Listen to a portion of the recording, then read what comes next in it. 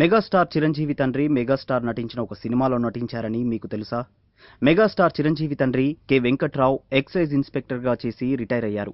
ఆయనకు కూడా చిన్నప్పటి నుంచి నటనంటే చాలా ఇష్టం. అందుకే ఆ ముచ్చట కూడా చిరంజీవి చిన్నప్పుడే తీర్చేసుకున్నారు. 1969లో విడుదలైన జగత్ కిలాడీలు చిత్రంలో ఒక చిన్న పాత్రలో కనిపించారు.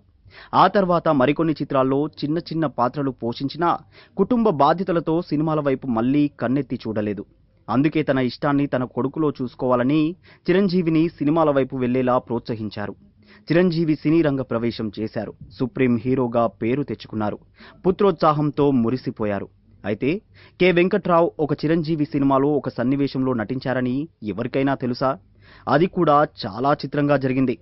1984లో బాపు దర్శకత్వంలో వచ్చిన సూపర్ హిట్ మూవీ మంత్రిగారి వియ్యంకుడులో ఒక మంత్రి పాత్ర కోసం బాపు ఆలోచిస్తుంటే అందులో లీడ్ రోల్ పోషిస్తున్న అల్లు రామలింగయ్య అంతగా ఆలోచించడం ఎందుకు, ఈ పాత్రను మా బావగారు వేస్తారని సమస్యను చిటికెలో పోగొట్టేశారు. ఆ సన్నివేశం ఏంటంటే, మంత్రిగారి వియ్యంకుడవ్వాలన్న కోరికతో ఎలక్షన్స్లో నెగ్గిన ఒక మంత్రిగారి దగ్గరకు వెళ్తారు. ఆయనే తన వియ్యంకుడని ఫిక్స్ అయిపోయి ఆయన దగ్గరకు చనువుగా వెళ్లిపోతాడు.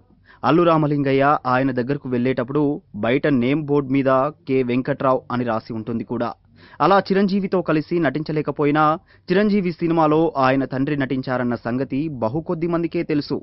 ఈ వీడియో మీకు నచ్చితే ఇతరులకు షేర్ చేయండి. ఇలాంటి మరిన్ని ఇంట్రెస్టింగ్ టాపిక్స్ ని మీ ముందుకు తెచ్చేందుకు మా యూట్యూబ్ ఛానల్ ని సబ్స్క్రైబ్ చేయడం మాత్రం మరవకండి.